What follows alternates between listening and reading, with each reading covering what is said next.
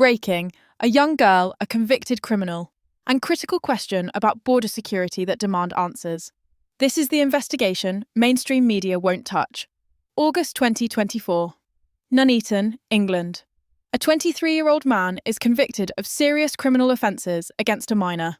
Court documents reveal he entered the UK without documentation just months before the crime occurred. When the verdict was announced, thousands took to the streets with questions about immigration enforcement and public safety protocols. The protests weren't just about one case. They reflected growing concern about patterns in crime statistics. Official data shows sexual offence reports occur frequently across the UK, with hundreds of thousands of cases filed annually. When demonstrators demanded transparency about immigration status in criminal cases, government officials emphasised that crime has no connection to nationality or background. If you want in-depth analysis of policy failures, immigration data, and accountability issues the establishment avoids discussing, subscribe now. What unfolds next reveals systemic breakdowns at every level. By early evening, protests had swelled across multiple cities. Demonstrators issued two core demands: leadership accountability and immediate policy reform. Government officials remained silent on specific proposals. Within hours, law enforcement deployed additional units. Confrontations led to 24 arrests and several injuries. The situation was escalating rapidly. Shortly after 7 p.m, a police vehicle was vandalised and set ablaze. Video footage spread rapidly across social media platforms, accumulating millions of views within hours.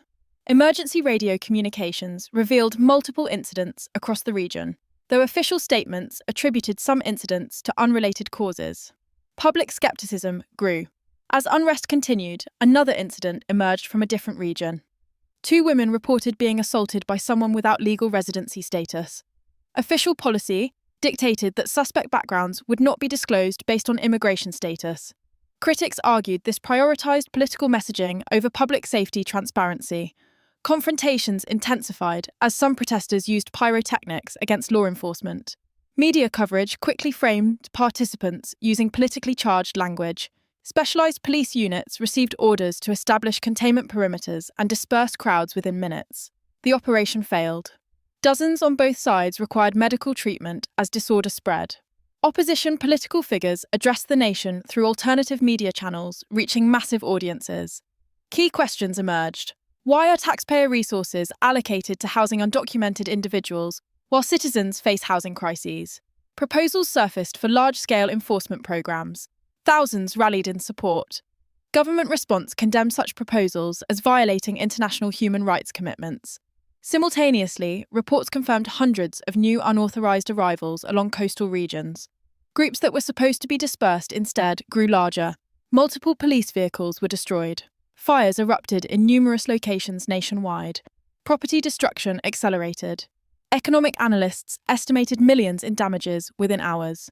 Here's a crucial detail. The convicted offender was located using a government-issued payment card provided to asylum applicants, loaded weekly with public funds.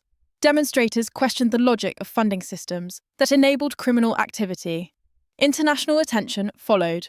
American political figures commented publicly. Prominent leaders warned about cultural and legal changes threatening Western values in major cities. Meanwhile, at international summits, UK leadership received praise from European partners for maintaining high standards of tolerance and human rights protections. The broader context reveals troubling patterns. Official statistics document tens of thousands of knife-related incidents annually. Serious weapons are increasingly common in suburban areas. The trend line is concerning. Weapon-related offences have increased dramatically compared to 2 decades ago. Simultaneously, southern coastal regions experience daily arrivals of hundreds of undocumented individuals. Processing infrastructure is overwhelmed and failing. Government response proposes expanding law enforcement capacity. Official directives call for more officers deployed, but public observation suggests these resources aren't targeting organised criminal networks. Claims persist that police aren't actively patrolling areas where systematic abuse of minors has been documented. Instead, expanded forces appear focused on managing public demonstrations through aggressive crowd control tactics. In multiple cities, organised criminal groups, targeting vulnerable young people, operate with limited interference. Local authorities possess information about identities and networks. Yet directives from leadership levels mandate that demographic information about these criminal organisations must not be publicly disclosed. Officials argue that transparency would inflame tensions. Critics counter that this silence protects perpetrators while denying victims justice. Political opposition voices argue statistics cannot be ignored. They frame violence increases as direct consequences of failed border enforcement. Government position emphasises the need for stricter regulation of public discourse and promoting social cohesion. Citizens demand action against actual crimes. Leadership prioritises controlling narratives. Legal realities create enforcement paralysis. International human rights frameworks make deportations extremely difficult. Legal representatives for undocumented individuals exploit every available provision. Patterns have emerged in asylum proceedings.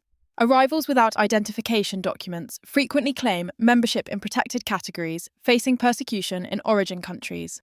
Others present sudden religious conversions, arguing return would endanger their lives. Medical claims citing severe trauma prevent removals. Strategic manipulation of the system occurs systematically. Leadership insists these protections are fundamental principles. Opposition describes them as enabling dysfunction. Contrast this with recent American approaches. The current US administration conducted what analysts call the largest enforcement operation in modern Western history. Over 1 million individuals without legal status were removed within 12 months. Border encounter statistics dropped dramatically as deterrence increased. The approach centred on unilateral enforcement of existing law. Britain's system requires consent from those being removed, provides legal representation at public expense, and houses individuals throughout lengthy appeals processes. This creates incentives that undermine deterrence. Opposition argues that without fundamental legal reform, border control remains theoretical. Another critical comparison involves personal security. In certain American states, individuals facing threats have legal authority to defend themselves with force. In British cities, people sensing danger cannot legally carry even non-lethal defensive tools. Current UK law classifies defensive sprays as serious prohibited weapons. Possession carries prison sentences equivalent to illegal firearms violations. This effectively removes self-defense options from the entire population while street violence escalates.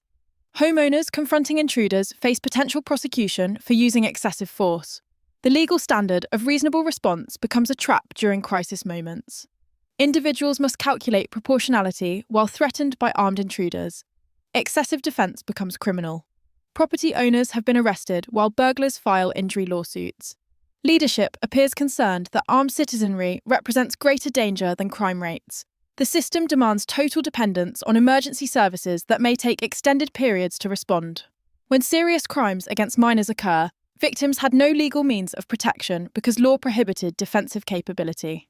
In a nation experiencing tens of thousands of weapon attacks annually, government policy treats self-defense as dangerous vigilantism.